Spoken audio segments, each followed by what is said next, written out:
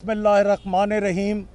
आज जिस तरह के आप सब दोस्तों को पता है कि पंजाब के 12 करोड़ आवाम का उनकी फलाह बहबूद के लिए जो आज बजट पेश होना था वो हुकूमत की हट धर्मी, हुकूमत की ज़िद, हुकूमत की इनापरस्ती की वजह से वो डिले हुए। और उसमें लॉजिक देखें, सिर्फ ये था कि जब एडवाइज़री कमेटी में हमारी मीटिंग हुई उसमें ये फ़ैसला हुआ कि जो हम एग्रीव्ड पार्टी हैं, हम मज़लूम पार्टी हैं, हुकूमत वाले जालिम ग्रुप हैं, आप आईजी और चीफ सेक्रेटरी को बुलवाएं। और अगर आप ये समझते हैं कि ये 12 करोड़ आवाम का यहाँ इजलास और यहाँ उनके हकूक़ की बात होनी है, तो क्या आईजी पंजाब या चीफ सेक्रेटरी पंजाब उन 12 करोड़ आवाम के टैक्स पेयर से उनके उन्हीं के पैसे से उनकी तनख्वाह नहीं बनती? वो आए, वो जवाब दें कि उन्होंने हाउस का तकद्दस तो हम बना रहे हैं, हाउस के अंदर पुलिस उन्होंने भेजी। पाकिस्तान की पूरी तारीख में आज तक किसी असेंबली में पुलिस नहीं आई। हम चाहते थे कि हम उनसे जवाब लें, जिसके लिए हुकूमत ने बहुत गलत तरीके से आईजी और चीफ सेक्रेटरी को तहफ़्फ़ुज़ दिया, उनको छुपा दिया। और रात को 11:15 बजे उन्होंने कहा कि जी वो चूँकि लाहौर से बाहर गए हुए हैं, किसी ज़रूरी मीटिंग पे गए हुए हैं, उस पे हमारा एहतजाज था। हमने कहा जब तक असेंबली के अंदर की पुलिस और हमारे पे जो पर्चे हुए, जो हमारा पुरअमन मार्च था और हमारे कारकुन और ये सब कुछ जो हुआ है, ये एक बहुत ही घिनौना और गंदा इन्होंने काम किया है।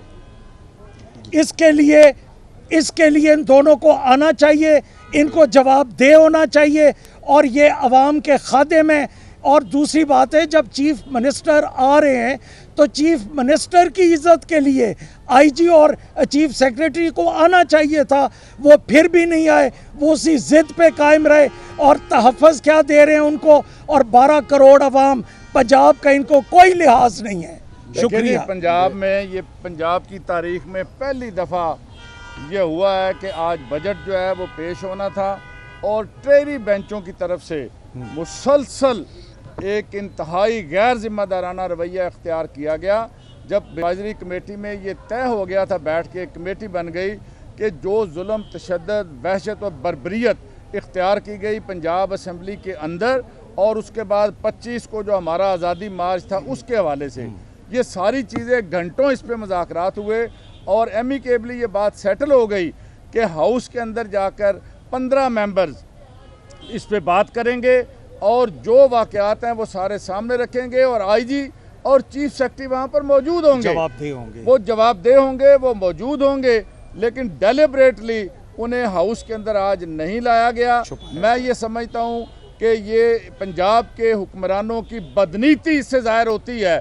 वो इसलिए उन्हें सामने नहीं लेके आए कि इन्हीं के हुक्म के ऊपर ये सारा कुछ जो तूफ़ान बदतमीज़ी हुआ वो पंजाब असम्बली के अंदर और आज़ादी मार्च के दिन, मैं ये समझता हूँ पंजाब की तारीख़ का आज ये एक इंतहाई अफसोसनाक रवैया है हुक्मरान पार्टी की तरफ से कि उन्होंने आज डेलिबरेटली इन सारी चीज़ों को सबोटाज किया। बिल्कुल सही है। देखें, इसमें जो मैं ये समझता हूँ कि आज पंजाब असम्बली की तारीख़ के अंदर स्याह दिन है कि बजट 2 बजे का इन्होंने बजट हाउस के अंदर प्रेजेंट करना था। 8-8:15 बजे जाके ये इजलास शुरू कर रहे हैं और चीफ मिनिस्टर जो जाली है वो 10 बजे के बाद भी नहीं आया है और वो हाउस में आने से इनकारी हैं। और इसके साथ साथ ना आईजी वहाँ पर मौजूद है, ना वहाँ पे चीफ सेक्रेटरी मौजूद हैं, ना डिपार्टमेंट के सेक्रेटरीज मौजूद हैं। इस हाउस की रवायत रही है कि जब बजट पेश किया जाता है तो ये तमाम लोग हाउस के अंदर मौजूद होते हैं। और बिजनेस एडवाइजरी कमेटी के अंदर ये तय हुआ था कि आईजी और चीफ सेक्रेटरी बैठेंगे और तमाम जो हमारे ऑनरेबल मेंबर्स हैं उनमें से 15 इसके ऊपर बात करेंगे जिन्होंने जुल्म सहा है और इन्होंने जो जुल्म किया है। लेकिन क्योंकि इन्होंने खुद करवाया था लिहाजा उसको तहफ़्फ़ुज़ दिया है गैर आईनी। ये हाउस उस वक्त तक नहीं चलेगा जब तक आईजी चीफ सेक्रेटरी हाउस के अंदर नहीं आएंगे, हाउस का तकद्दुस ये पमाल कर रहे हैं। इससे पहले इन्होंने लोगों के घर का तकद्दुस पमाल, ये समझते हैं ये एक बदतरीन मिसाल है और पाकिस्तान की तारीख में कभी ऐसा नहीं हुआ। ये पहली दफा हुआ कि इनकी हट धर्मी जिद अनापरस्ती आड़े आई है और बजट पेश नहीं हुआ। कल जब इजलास होना है तो स्पीकर की रूलिंग है, आईजी भी आएंगे, चीफ सेक्रेटरी भी आएंगे और चीफ मिनिस्टर भी आएगा, तब जाके हम बात करेंगे और बात आम अवाम के आईनी हकूक की जो आइन ने दी है हम उसके मुताबिक करेंगे। ये इससे भाग रहे हैं और हम इनको नहीं भागने देंगे इंशाअल्लाह।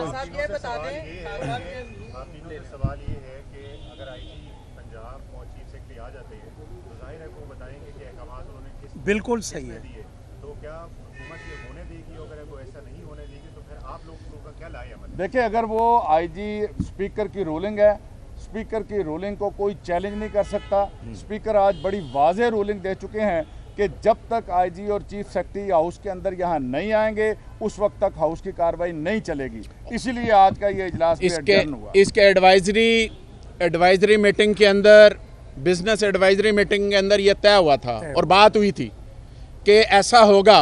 फिर हमने एक प्रपोजल दी कि अगर आप ऐसा नहीं करना चाह रहे तो हाई कोर्ट के ऑनरेबल हाई कोर्ट के जज की निगरानी में एक जुडिशल कमीशन बनाए जो सारे वाक़े की तहकीक करे और जिम्मेदारों को कानून के कटहरे के अंदर लेकर आए। इन्हें पता है कि वो बात इन्हें वारे नहीं थी, लिहाजा वो भी नहीं इन्होंने की और हाउस के अंदर जो कमिटमेंट बिजनेस एडवाइजरी कमेटी के अंदर थी वो भी तोड़ दी, वो भी पूरी नहीं की। क्या होगा कि अगर फर्ज करें वो नहीं आते, अगर वो कल भी नहीं आते, आपके मुतालेबात पूरे नहीं होते, तो फिर 12 करोड़ आवाम का सूबा है, आप खुद कह रहे हैं उनका बजट है, पेश नहीं हो रहा, लिंगर होता जा रहा है। ये जिम्मेदारी 12 करोड़ आवाम के हकूक के तहफ़्फ़ुज़ की जहाँ अपोजिशन की जिम्मेदारी है तो वहाँ गवर्नमेंट की भी तो है ना। तो इसका मतलब गवर्नमेंट खुद जान के डिले कर रही है।